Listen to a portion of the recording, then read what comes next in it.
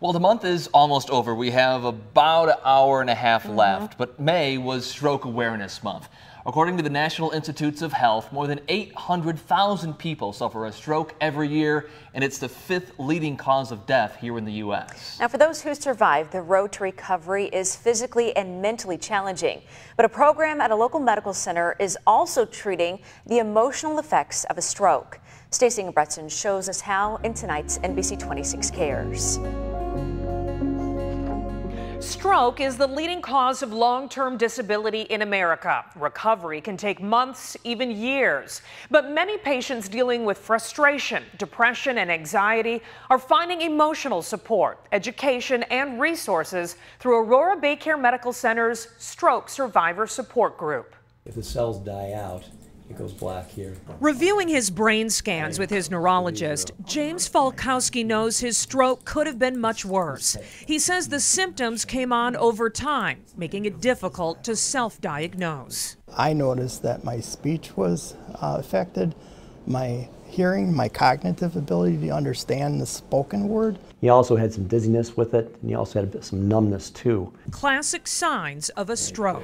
There's two kinds. One are hemorrhagic, where there's a blood vessel that breaks, and the most common type, though, is the blood vessel becomes plugged up. Dr. Napier says James did the right thing by going to the ER for life-saving treatment. I don't mind getting up in the middle of the night anymore when you see all these great results that you can get from patients that have their lives given back to them. James is a Manitowoc County Board supervisor who's grateful he's still able to serve his community even after suffering a second stroke.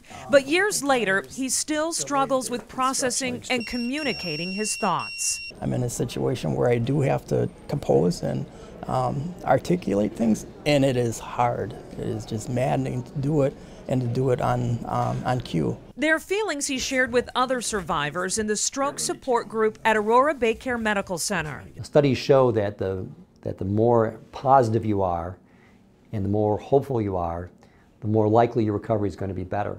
And a lot of that is having a supportive family, but also a supportive individual that's been through stroke before. You realize that you're not alone and that there are other people doing this, and you put a perspective that maybe life isn't so bad. James benefited so much from the group, he now serves as a volunteer in the hospital's one-on-one stroke mentorship program to help other survivors. My hat's off to people like Jim that give them the time that they've had and experience they've had. James shares a timeline of what to expect in recovery and how to cope with changes in function long-term. I'll be very, candid and kind of like a stroke whisperer. He hopes to give patients movement, direction, purpose, and the realization that if he can improve, they can too.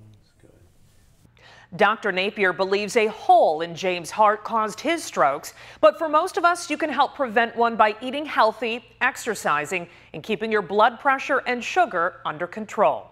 Keeping you connected, Stacey Engebretson, NBC 26. Keeping that positive attitude is just so important on the road to recovery. That's exactly what I was thinking. The doctor said keep your hope and you have a better chance of getting better. Absolutely. Well, the Stroke Support Group meets on the 3rd Thursday of every month. For more information, go to our website, NBC26.com, and click on this story. We'll be right back.